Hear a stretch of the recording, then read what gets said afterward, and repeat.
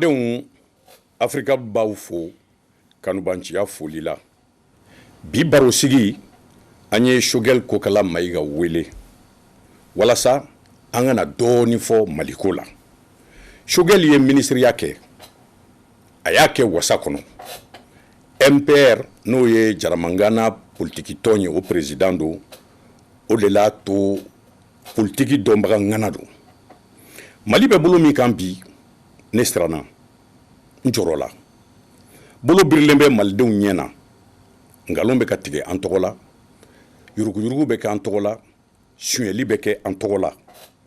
malidenw kelen bɛ dɛgɛ susu kolonkalan ye bi n'an ma ɲɛ yɛlɛ a kana kɛ nin tun y'a dɔn ye bawo anw tɛ n tɔn minɛ a kama ɲigine fɔ n'a kama jara Mali kɔrɔnfɛla ko kelen bɛ dibidibiba de ye bi ɲɛmɔgɔw bɛ ka jamana tilali fɛɛrɛ boloda Choguel Kokala Mayiga ni Isiyaka Hamadu Sengare olu ye gafe dɔ dilan u ye gafe min sɛbɛn u y'a sɛbɛn burudamɛw ka murutili o kunkun n'a ɲɛɲɛ kan o de kama an ye a wele bi an kana an da don Mali ko dɔw la k'u ɲɛfɔ maaw ka faamuyali sɔrɔ a la Choguel Kokala Mayiga i bisimila an ka kɛnɛ kan i nana a diyara an ye an b'i fo k'i waleɲuman dɔn k'i ka baaraw bila ka na an ka wele jaabi an b'a fɛ ka ɲininkali fɔlɔ min k'i la aw ye gafe in sɛbɛn a hakilina a sɔrɔla cogo di a sɛbɛnni Magma ka e fo ka Afrika bulu lamɛnlaw bɛɛ fo gafe in sɛbɛnlen a hakili nana 2012 i y'a dɔn fanga yɛlɛmara don min na le 22 mars 2012 le 6 avril jamana tilala u ye kɔrɔnfɛ tigɛ ka bɔ Mali tɔ la n y'a fɔ n'i ye Mali tila saba a tila fila bɛɛ taara wala an ye ɲininkali k'an yɛrɛ fɛ cogo di Mali min ye jamanaba ye Mali min tɔgɔ ka bon Mali min bɔra l'Empire du Ghana, l'Empire du Mali la Mali min a ka armée bɛɛ b'a fɔ ko fanga bɛ armée min na ka tɛmɛ Afrique de l'Ouest armée bɛɛ kan o ye Mali ye soldats min courage bɛ minnu la ka tɛmɛ caman kan Afrique la o ye Mali soldats cogo di ni bɛna an ka jamana sɔrɔ mɔgɔ dama dama bɛ bɔ kɛnɛma mercenaires bɛ bɔ Libye ka n'a fara mɔgɔ dama damaw kan drogue feerelaw ani yuruguyurugukɛlaw ani tiɲɛnikɛlaw ka fara ɲɔgɔn kan o mɔgɔ 500 ɲɔgɔn kan ka jamana bɔsana i n'a fɔ bana min bɛ Mali la an k'a ɲɛdɔn o ye bana jumɛn de o de ye ɲininkali fɔlɔ an ye min bila table sanfɛ an ko fɔ n ka jaabi ɲini o la ni jaabi sɔrɔ o la n'a fɔ ko bana min bɛ Mali la an y'a analyse kɛ k'a dɔn kɔfɛ fura bɛna da donc o de y'a daminɛ ayi n'i ye jateminɛ kɛ i b'a dɔn k'a fɔ fɔlɔ Mali kɛlɛcɛw de tun bɛ bɔ yan ka taa jamana wɛrɛ mɔgɔw kumabɔ u ye Algérie kɛlɛ kɛ u taara Angola ninnu bɛɛ lajɛlen na u taara Biafra kɛlɛ ninnu bɛɛ lajɛlen na kana ye ko an ka jamana fankelen bɛna minɛ bi hakilina o ɲana kojugu nka a ye gafe in sɛbɛn aw ka laɲini tun ye mun ye an ka laɲini kun ye k'a dɔn gɛlɛya min bɛ Mali la a cause ye mun ye donc an ye Mali histoire bɛɛ ta histoire bɛɛ ka bɔ l'Empire Sɔngoyi la fo bi i n'a fɔ san 1000 ani san 200 o ɲɔgɔn an y'o waati ta ka jateminɛ kɛ mun de kɛra an y'o de lajɛ ani minnu b'a fɛ ka jamana tila murutiliko in min bɛ wuli don o don jɔn de b'a jukɔrɔ mɔgɔ sugu min de b'a jukɔrɔ jamana minnu b'a fɔ k'olu ye mari teriw de k'a sɔrɔ u bɛ tasuma don jukɔrɔ jɔn ni jɔn don u b'u appuyer mɔgɔ sugu jumɛn de kan o ye kelen a filanan Mali ɲɛmɔgɔw yɛrɛ olu yɛrɛ ka responsabilité an maliyɛnw yɛrɛ an ka responsabilité jumɛn de ye donc gafe in kɛra ko bɛɛ walawala k'a dɔn parce que n'o ma kɛ n'i ma bana sɛgɛsɛgɛ k'a dɔn i tɛ se ka bana furakɛ.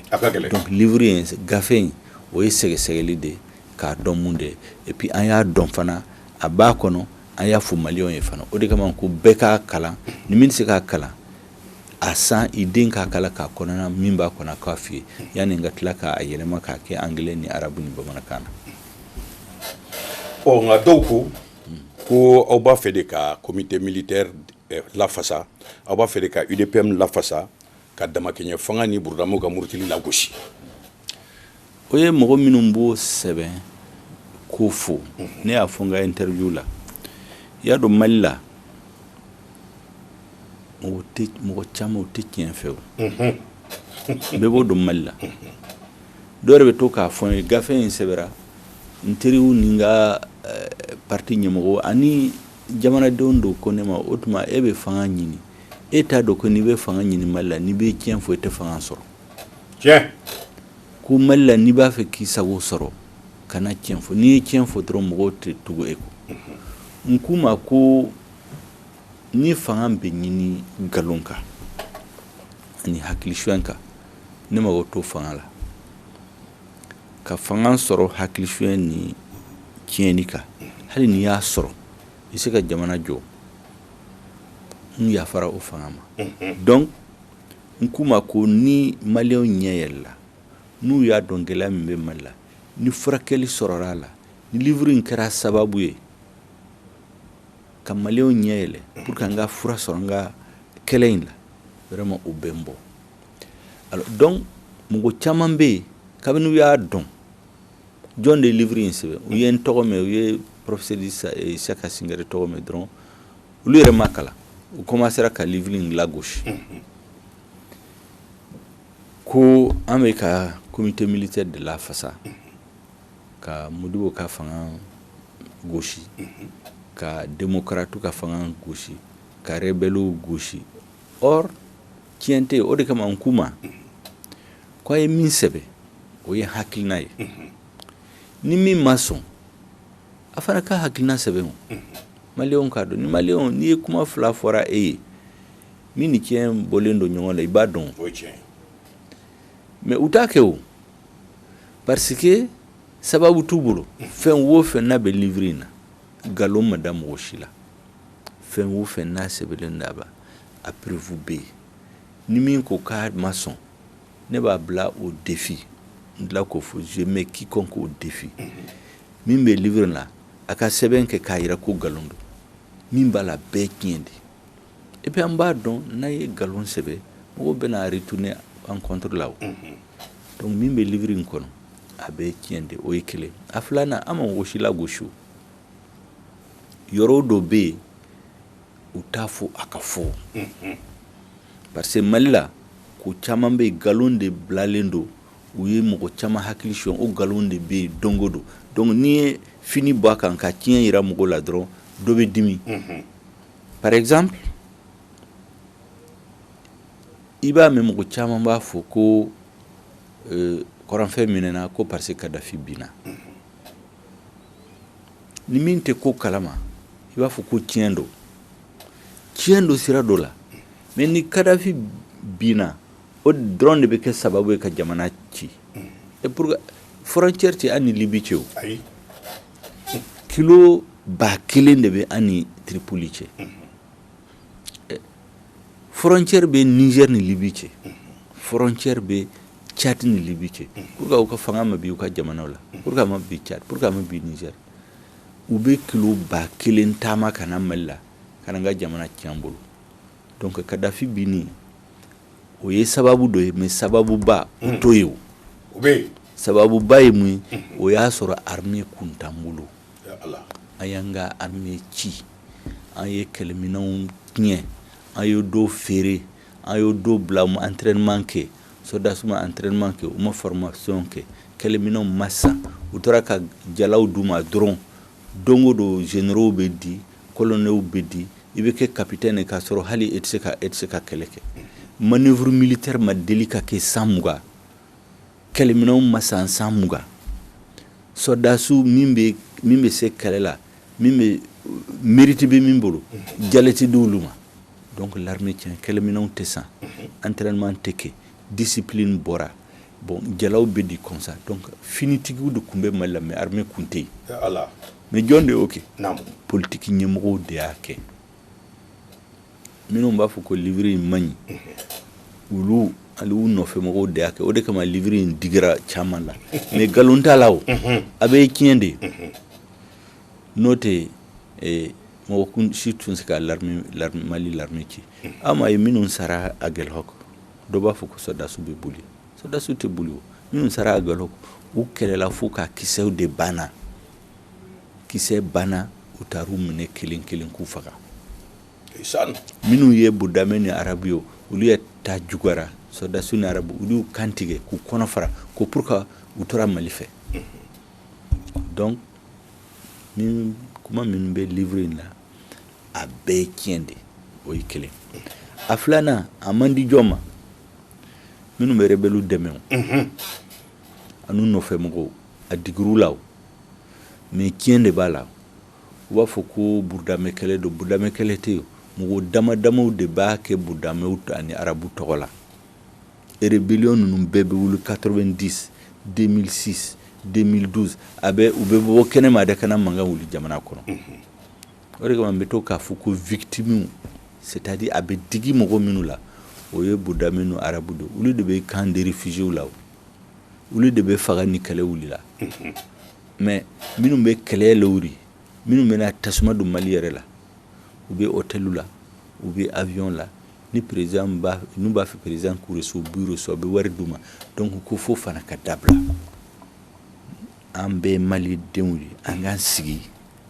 ni gɛlɛya min bɛ jamana kɔnɔ an k'a fɔ ka bɛn kan ka solution ɲini a la mais n'a fɔra mɔgɔ o mɔgɔ ni dimina dɔrɔn i bɛ marifa ta ka mɔgɔw faga i tɛ se ka taa jamana tɛ se ka taa ɲɛ ou bien i bɛ tiɲɛni kɛ u bɛ tila k'i wele ka wari d'i ma i bɛ tiɲɛni kɛ u bɛ tila k'i wele ka jala d'i ma i bɛ tiɲɛni kɛ u bɛ tila ka place d'i ma mais n'an tora la jamana tɛ se ka taa ɲɛ donc u y'o de fɔ o de digira mɔgɔ caman la o de kama u b'a fɔ ko ka livre in lagosi k'a fɔ k'a man ɲɛ ne ko ni min ko k'a man ɲɛ n'a ma sɔn a ma a ka hakilina sɛbɛn maliyɛnw k'a ye o de kama n ko ni hadamaden ye fɛn min fɔ n'i y'a sɛbɛn fili bɛ se k'a sɔrɔ a la ni mɔgɔ yɛrɛ y'a ta sɛbɛn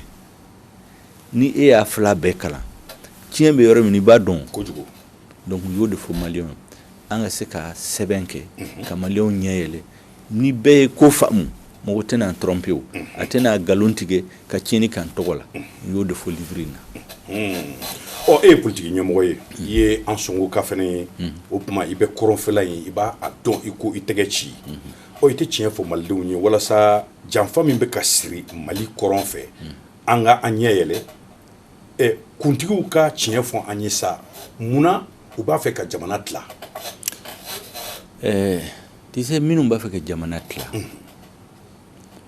ne y'a fɔ n ka interview la caman bɛ yen mɔgɔ wɛrɛ b'u utiliser de mɔgɔ wɛrɛ de bɛ kɔfɛ k'u lamurti ka na ni tiɲɛni ye jamana kɔnɔ u ka stratégie fɔlɔ kun ye mun ye ka l'armée affaibli u ye mɔgɔ sɔrɔ fanga kɔnɔ min y'an ka l'armée affaibli a filanan ye mun n'u ye jamana minɛ sisan u b'a fɔ ko parce que yɔrɔ tɛ développer k'olu u t'u ka place d'u ma fanga la a sabanan jamana ye u mɔkɛw ka jamana de don u b'o hakilina de fɔ ka mɔgɔw hakili suɲɛ mais en réalité o de kama n b'a fɔ maliyɛnw k'a faamu Mali avenir a bɛ kɔrɔn fɛ de yani san 50 Mali population bɛna caya kojugu n'i ye Bamako jate sisan a bɛ san 50 kɔfɛ n'i y'a lajɛ 1960 mɔgɔ hakɛ min tun bɛ Bamako ani min b'a la sisan Mali bɛna kɛ o cogoya de donc Mali espace vital c'est-à-dire espace yɔrɔ bɛ Mali bolo yɔrɔbaw o bɛ kɔrɔn fɛ de o ye kelen nafoloba i n'a fɔ pétrole gaz sanu a caman a bɛ kɔrɔn fɛ de i y'a dɔn sisan u b'a fɔ ko office du Niger ko hectare million kelen o be se ka aménager la mais ni tara koron fe tumutu marala ni ne barrage de Tawsad la ibe hectare million fla de be se ka aménager yani 150 100 ji min be mi o bena ke nafolo ina fo pétrole ni gaz be mina sisa ji gansan ji bena dese nyen kono eza ba donko Mali koron fe e Yoruba ji be jukoro ji min be Mali o te yoro shila yani 150 100 donc Mali avenir nafolo ba Mali population be se ka yoro mi occupé o be koron fe de donc mogo dama u be u b'u ka calcul strat u b'a fɔ ko géostratégie u b'a lajɛ situation jumɛn de bɛna kɛ diɲɛ kɔnɔ yani 150 100 140 gɛlɛya jumɛn de bɛna kɛ o solution a caman bɛ Mali kɔrɔn fɛ de mais o tɛ fɔ mɔgɔ ye sisan u bɛ mɔgɔ dama u sɔrɔ k'u su k'u bila Mali la ka Mali tila mais a tɛ fɔ maliyɛnw ye hali ɲɛmɔgɔw ne nana fanga la u bɛ e nɛgɛ u b'i dɛmɛ ka to fanga la hali n'i ye tiɲɛli kɛ i bɛ to fanga la tant que min ka di u b'o kɛ ka jamana tiɲɛ u b'i dɛmɛ ka to fanga la n'i ka waati kɛ i bɛ taga a bɛ tiɲɛ ka taa fo f'a bɛ te yɔrɔ dɔ la o si tɛ se ka sigi kɔfɛ u bɛna wuli don dɔ la dɔn mɔgɔ bɛ wuli dɔrɔn k'a fɔ ko jamana ka tila e m'a lajɛ rébellion fɔlɔ wulila Modibo y'u ci a ma négociation kɛ ni mɔgɔ si ye o a filanan wulila Musa y'u ci ka tila ka négociation kɛ mais kɔfɛ olu de bɛ se Mali la Mali bɛ taa négociation kɛ k'a kɔrɔ a kun birilen don fanga t'a la ni fanga tɛ e la donc y'u ka objectif fɔlɔ u y'a sɔrɔ k'a fɔ ko Mali hali n'a tɛ tila fanga caman bɛ di mɔgɔ minnu bɛ kɔrɔn fɛ c'est pas parce que e bɛ kɔrɔn fɛ fanga kan ka d'e ma ka tɛmɛ minnu bɛ tilebi yɔrɔ fɛ e bɛ bɔ Sikaso e bɛ bɔ Gawo e bɛ bɔ Kayi e bɛ bɔ Segu e bɛ bɔ Kidal e bɛ bɔ Menaka aw tɛ maliyɛn kelen o et pour que u bɛna fɔ ko pour que e ka kɛ député ye ni e bɛ Sikaso fo mɔgɔ 60,000 ka voter e ye pour que e ka se ka kɛ député ye mais ni e taara kɔrɔn fɛ hali mɔgɔ 5 voter e bɛ se ka kɛ député ye aw député fila bɛna aw sigi assemblée kɔnɔ k'a fɔ aw bɛ député ye député kelen bɛ mɔgɔ 5 de bɛ voter ye parce que o kɛra Mali la o kɔrɔn fɛ député dɔ kun votera ye mɔgɔ 5 de votera ye mɔgɔ 4 votera ye mɔgɔ 5 de votera u ka circon u ka mara kɔrɔ mɔgɔ 5 de votera o mɔgɔ 5 la mɔgɔ 4 votera ye o ko a ye 80% de sɔrɔ monsieur le député honorable ko 80% k'i ye mɔgɔ 100 o 100 ta ko 20 de votera ye k'a sɔrɔ mɔgɔ 4 de votera ye mɔgɔ 5 votera ka cercle la e bɛ bɔ o yɔrɔ la i bɛ taa Sikaso i bɛ taa Kucala i bɛ taa Segu i bɛ na Bamako u b'a fɔ ko mɔgɔ 100,000 de bɛ voter 60,000 ba 60 de voter e ye pour que ka se ka kɛ député aw bɛna sigi assemblée la o tuma citoyen sugu 2 de bɛ Mali la o bɛɛ bɛ papier ninnu la o de kama n ko n'an m'an janto yɛrɛ la ɲɛmɔgɔw bɛ Mali pousser dɔɔni f'a bɛ se yɔrɔ dɔ la an bɛ na dingɛ da la ni bɛ bɔ fanga la dɔrɔn kura min bɛ na a se ka lasegin kɔfɛ ayiwa n'a sera yɔrɔ dɔ la u bɛ Mali pousser Mali bɛ bin diɲɛ kɔnɔ Ala k'an kisi o de kama n ko sisan maliyɛnw kan ka min exiger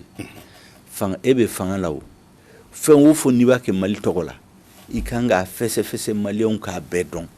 yanni ka taa ɲɛfɛ n'o tɛ n'an tor'o la an ye l'école tiɲɛ Mali sigilen bɛ yen maliyɛnw sigilen bɛ u ma fɛn fɔ u ye l'armée tiɲɛ maliyɛnw sigilen bɛ u ma fɛn fɔ u nana Mali minɛ mais u ye Mali minɛ don min na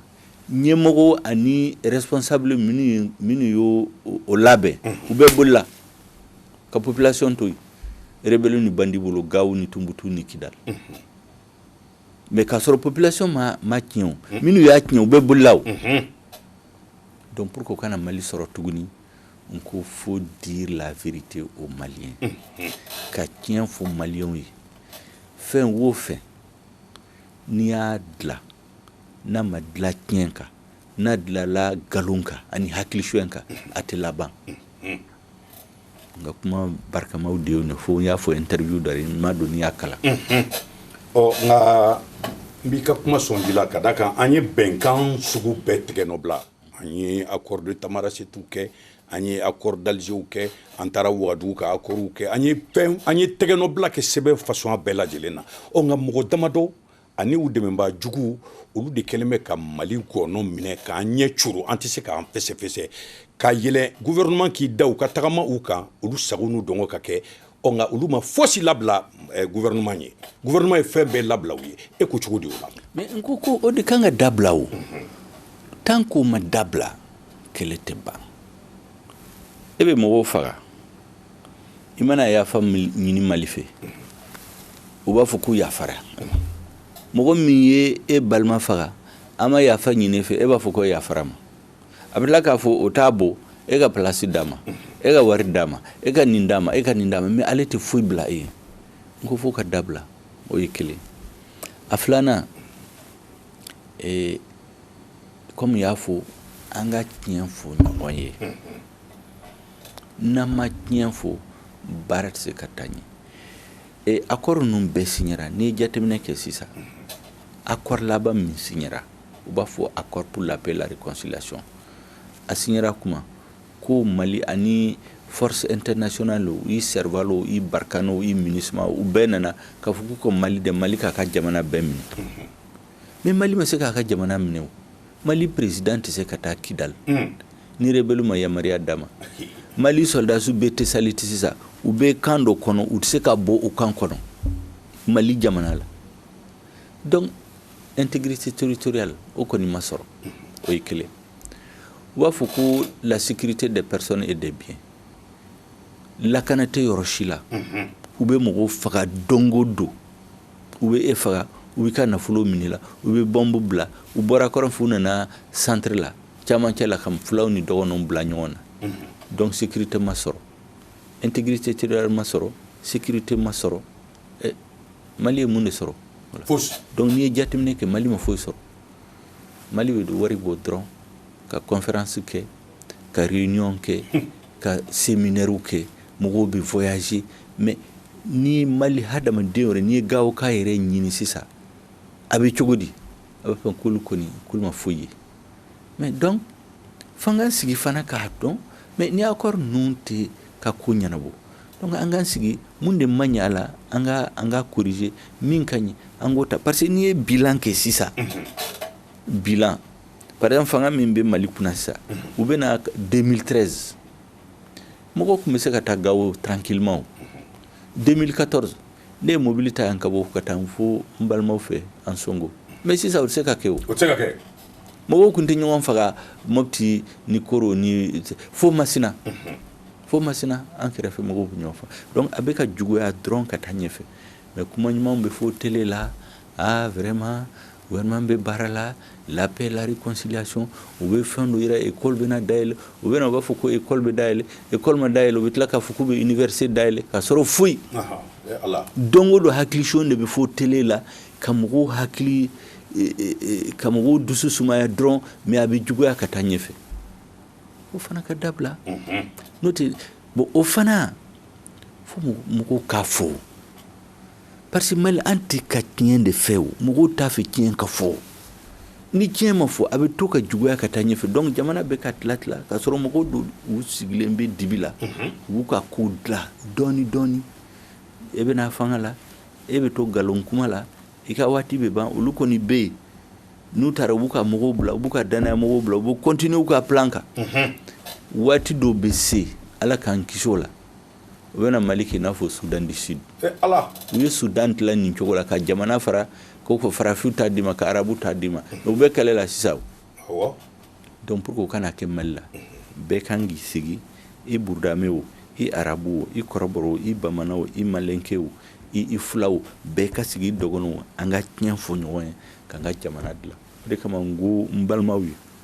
u b'a fɔ minnu bɛ kɛlɛ kɛ arabu ni burudamaw tɔgɔ la parce que ne ko arabu ni burudamaw tɛ kɛlɛ in la mɔgɔ damadamaw de bɛ kɛlɛ kɛ u tɔgɔ la olu ni Mali ka sigi ka arabu ni burudamaw mɔgɔ minnu représentativité mɔgɔ minnu bolo u k'u da don kumaw la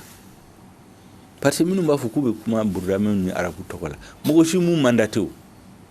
e bɛ marifa ta dɔrɔn i bɛ mɔgɔ faga u b'a fɔ k'e ye représentant k'a sɔrɔ e t'u ka représentant u ka représentant u bɛ yen n'i ye Mohamed Agamani n'i y'o ta mɔgɔ bɛ se k'a fɔ k'o tɛ burudama ye i tɛ se k'a fɔ mais a bɛ Mali fɛ f'a balimaw dɔ sara rébellion ko la mais a ma Mali bila o ye quelqu'un de représentatif n'i ye Ousmane Isufu Mayiga ta e bɛ se k'a fɔ jɔn de bɛ se k'a fɔ k'ale tɛ kɔrɔbɔrɔw représenté n'i ye Badiane Agamatoune ta ka bɔ Menaka mɔgɔ jumɛn bɛ se k'a fɔ k'a tɛ Menaka représenté n'i ye bɛlaw ka association bɛ yen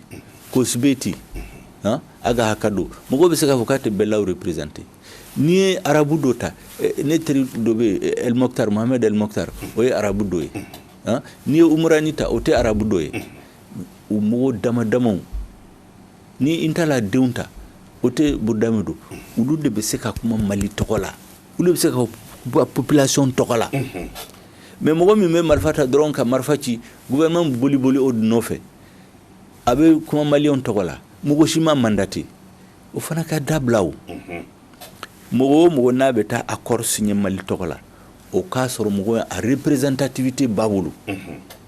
o ye kelen a filanan Nord tɛ kɔrɔbɔrɔw ni fulaw ni burudama ni arabu ta Nord ye maliyɛnw bɛɛ ta ye e filɛ nin droit bɛ e bɛ bolo Gawo ani Kidal comme Gawokaw ni Kidalkaw bɛ Bamako droit b'u bolo u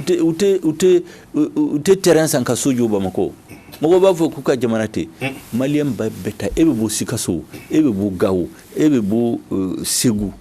ni e taara Gawo droit min bɛ Gawokaw bolo droit kelen b'i bolo e bɛ bɔ Kidal kana Bamako Kidalkaw tɛ zone aéroportuaire la so t'u bolo mais mɔgɔ bɛ se k'a fɔ k'u tɛ maliyɛnw donc le Mali c'est pour tous les Maliens personne n'a plus de droit sur le territoire que quelqu'un d'autre donc une négociation bɛ kɛ Kayi Mara association ɲɛmɔgɔw bɛ yen Sikaso taw bɛ yen Kulikɔrɔ taw bɛ yen Segukaw bɛ yen Bamako taw bɛɛ kan ka bila les représentants légitimes des populations olu de kan ka taa négociation la n'a tiɲɛna kɔrɔn fɛ Kayi ka denw tɛ sa kɛlɛ la mɔgɔ tɛ se k'a fɔ ko Kayi ka problème ye donc u kan k'u da la Segukaw kan k'u da la Bamako ka kan k'u da Kulikɔrɔ kan k'u bɛɛ kan k'i da don a la o de bɛ mɔgɔ minnu bɛ se ka négociation kɛ ani gouvernement bɛ mɔgɔ minnu sugandi olu de kan ka Mali défense ta mais ka mɔgɔ dama ta parce que ministre tɔgɔ bɛ e la e ni marifatigi min bɛ mɔgɔ faga aw bɛ bɛn ka sɛbɛn dɔ kɛ Mali tɔgɔ la ka Mali tila ka fɛnw dilan maliyɛnw ta kalama o de kan ka dabila o de ye ne ka kuma ye i ye o kuma min fɔ ko Maliba tɛ tila Mali tɛ tila a fɔ ɲɛmɔgɔw tɛ ka anw nɛgɛn Falibo kɛnɛ sogoroma la ko o ye di ye ko o ye dɛgɛ ye bawo kɔsa in na an y'a ye u ye tɛgɛnɔ bila sɛbɛn dɔ la ko o fana ye bɛnkan sɛbɛn dɔ ye tugun o tuma fɔlɔ mun kɛra o tun ma ɲi de wa tari mun de tun b'o la e hakilina ye mun ye o la ne y'a fɔ c'est à dire don o don u bɛ na ni sɛbɛn kura u bɛ na ni kuma kura sɛbɛn dilanla kun min kama o ma ɲɛnabɔ u bɛ ka dɔ fara kɛ i n'a fɔ k'e dumuni bila e da e m'o avaler i m'o kunu i bɛ dɔ fara kan tuguni mais à laban e tɛ se k'a dun papier bɛ dilan a ma ɲɛnabɔ papier kura bɛ dilan donc papier kuma min bɛ papier in kan sisan o ye papier jugu de ye maliyɛn kan k'i wuli ko papier n'a ɲɔgɔn n'a bɛɛ kɛlɛ u kana sabati Mali la fiyewu u delila k'o ɲɔgɔn kɛ maliyɛn ma fɛn fɔ u ka autorité intérimaire ko in na u y'a dogo de k'a kɛ ministre fila ni premier ministre ka président yɛrɛ tromper ka papier dilan a laban kɛra mun ye u bɛ taa Tunbutu u bɛ taa Gawo u bɛ taa Kidal jamanadenw ye mɔgɔ minnu sugandi k'u bila ka conseil de régional la conseil de cercle la u b'a fɔ k'u bɔra u y'u bɔ yen ka sigi Bamako ka mɔgɔ damadaw sugandi enquête te kuka mɔgɔ tu dɔn parce que u kadi fangantigiw ani rebelle ye u b'u tɔgɔ sɛbɛ ka décret ta ka fukulu de bɛ gawokaw ni tumbutukaw ni kidalkaw mara o de bɛ senna sisan de la région la u jiginna cercle la bandiw dɔw bɛ minnu ye mɔgɔw faga minnu y'an ka sɔrɔdasiw faga u ma yafa ɲini Mali fɛ u ma fɔ k'ulu ye malien ye u b'a fɔ ko allégeance à l'état malien u ma bɔ rebelliya la malien ye mɔgɔ minnu sugandi gawokaw ye mɔgɔ minnu sugandi u b'u bɔ yen u bɛ o mɔgɔ sugu ta k'a bila u kunna n'u ye mankan ci u bɛ taa mugu ci u la k'a fɔ ko autorité de l'état ngo aw autorité a été appliquée population civile dɔrɔn de kan gawoka ni Bamakɔ ko ni mɔgɔ kelen wulila ka marifa ci ko rebelle a bɛ siran ɲɛ o tɛ ka taa ɲɛ o tɛ ka jamana dilan o donc o fana papier min bɛ sen na kuma cayara tile dama in kɔnɔ mais maliyɛnw ka wuli k'i jɔ o kana kɛ Mali la tuguni Mali si kana sɔn et puis maliyɛnw kana fɔ ko kɔrɔnfɛ kuma de don e bɛ bɔ Kayo e bɛ bɔ Sikaso aw bɛ taa don maliyɛnw bɛ taa ye kɔrɔnfɛ ta kɔrɔbɔrɔ dun baridama dɔrɔn de ta de e ye bamanan ye e ye fula ye e ye bozo e ta ye kɔrɔnfɛ comme olu ta ye donc mɔgɔw man ka sɔn jamana tilali mɔgɔ damadamaw ka to bureau la dibi la ka tila ka cercle ni région de la ka sɔrɔ maliyɛnw t'a kalama parce que ka objectif ye min ye yani san dama u b'a kɛ mɔgɔ minnu tɛ Mali fɛ olu de bɛna caya députéya la olu de bɛna caya conseil de région la olu de bɛna caya conseil de cercle la waati dama bɛ tɛmɛ u b'a fɛ comme olu ye maliyɛn ka sɔrɔ u tɛ Mali fɛ n'a sera waati dɔ la u bɛ wuli ɲɔgɔn fɛ k'a fɔ k'olu bɛ bɔ Mali la tuguni u bɛ rébellion wɛrɛ wuli ala k'an kisi o la bon n'a wulila mɔgɔ minnu b'u dɛmɛ ju kɔrɔ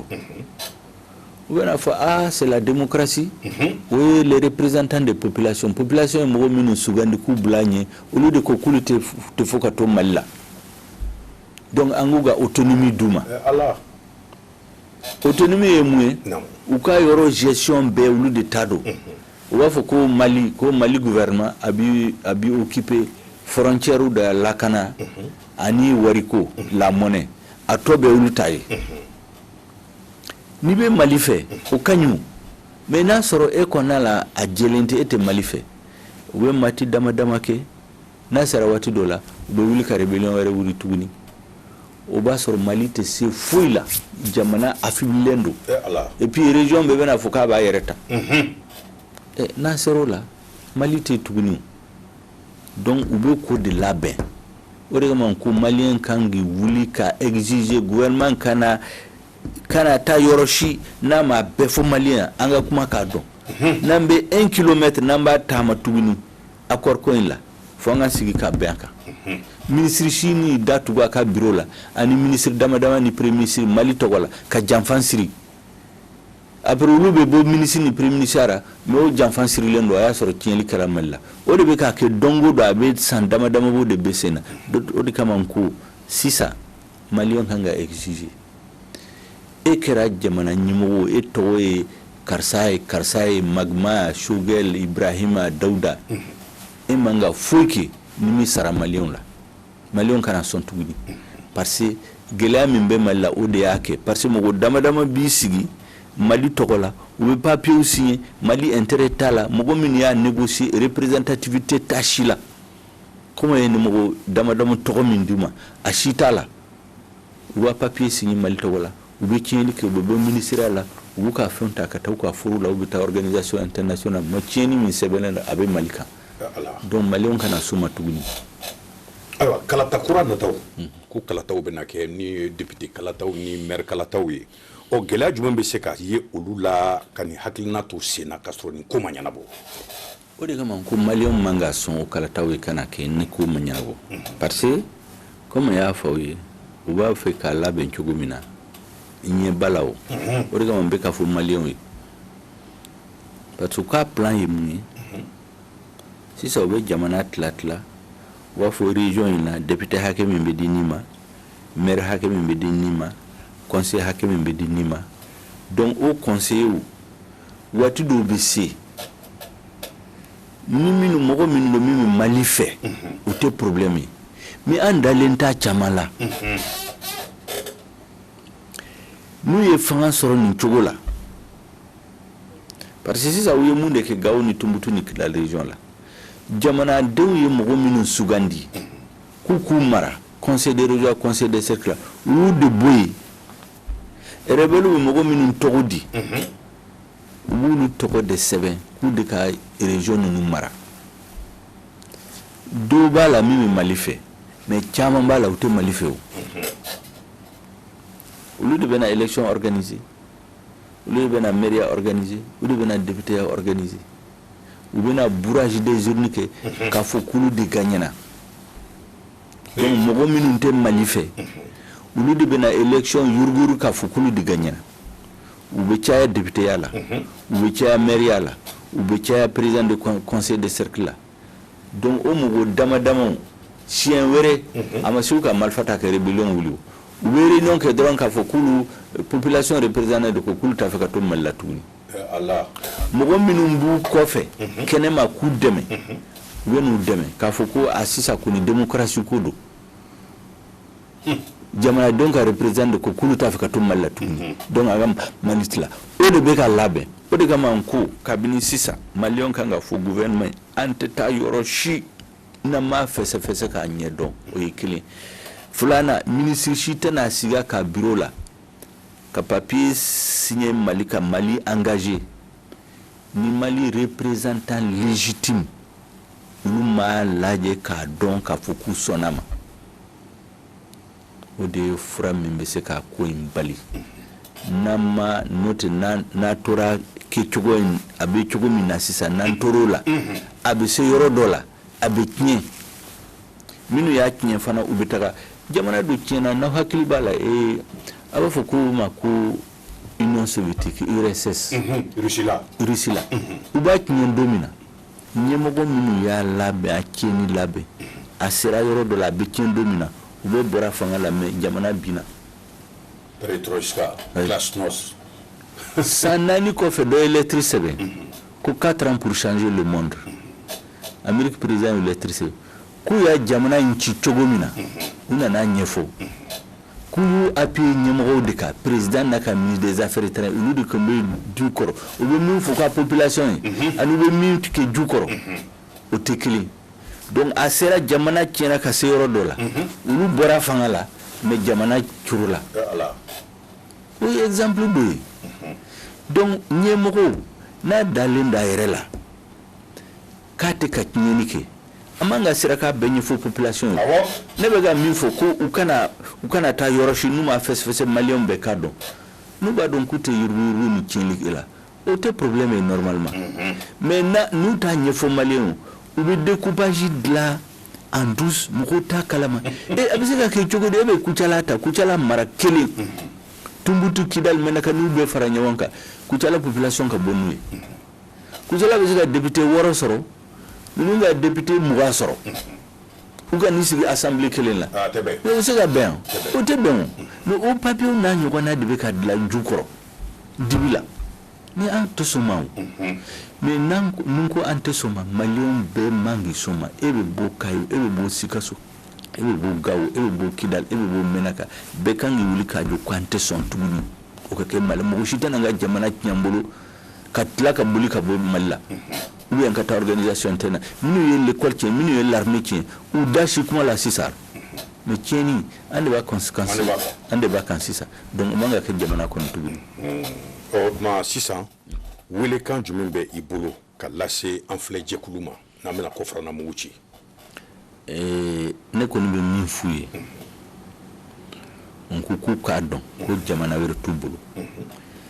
jamana wɛrɛ b'u k'u manipuler k'u su k'u bila u ka jamana la k'a tiɲɛ u man ka sɔn ma tamasiyɛn ne ye tamasiyɛn dɔ yira n ka interview la mɔgɔ minnu taara Kadafi l'armée la u ye san 20 san 30 san 40 ka Kadafi ka l'armée la fo Kadafi y'u organiser ka marifa d'u ma ko ka taa Mali tila parce que rébellion bɛ Kadafi de kunba jukɔrɔ a fana kunba jukɔrɔ Kadhafi bini domina u begen kabo ko kataka jamana la awa jamana awe Mali de ante libi domi o kanga yu la ko tamasien mo na be bo jamana were la ku shu ku bla mella ou utiliser dron na wati sera nous tlalula il va faut comme lemuru yu pressé nous tlalo boufli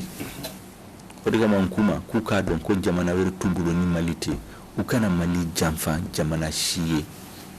u kana Mali jamfa mugo shiye u kana sigi jamana kono ka kuma ni malien ni droit min bibulu akaduma u kana Mali tla mugo shiye u kana fuko droit de duma minti di malien ma droit de duma minti di sikaso kama droit me dima minti di bamako kama u kana sirata u manyi u bena ambla nyogo na fu parce ambe Mali dum jamana were tambulu jamana were tubulu ambe Mali dandu uka son anga sigi ka kuma uka bo stratégie mimbina Mali tla uka bo stratégie la parce que jamana were ka stratégie dudu malien ka intérêt tala uyere ka intérêt tala donc be wele ka mimbula ka tafuye uka sigi kofe ukuke malien we anga gouvernement fana en tout cas mo min bankuna yuru ke kasigi fanga la o kala ke kasigi fanga la o elira ni be Mali kuna manga foudla ni laba ka Mali tla ngo wele kan de black atam be fanga la au kana Mali jamfa Mali l'armée jamfara ci woni ka jamana ci akanoke no dalente combinado akanake donc wele kan be fe kafo et puis Mali on be ka donc na man tege di nyoma mogo killing parti kelen président kelen gouvernement kelen ce qui joni parce que Mali jugu kacha do fanga tege de ngoma anga jamana lakana pour que Mali c'est un seul pays uni un peuple un but une fois comme abanga imkona awa badun ka docteur Shogel Kokala Maiga ka fu ka barake nyon Ishaka Amadou Sengare fu uka chakelena alaka antlo bo a janye kumana ka bla anafa kumana alaka ambe wati wore amina